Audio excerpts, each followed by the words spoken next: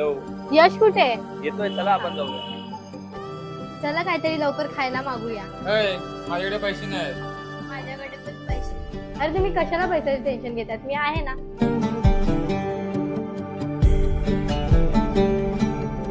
Hello.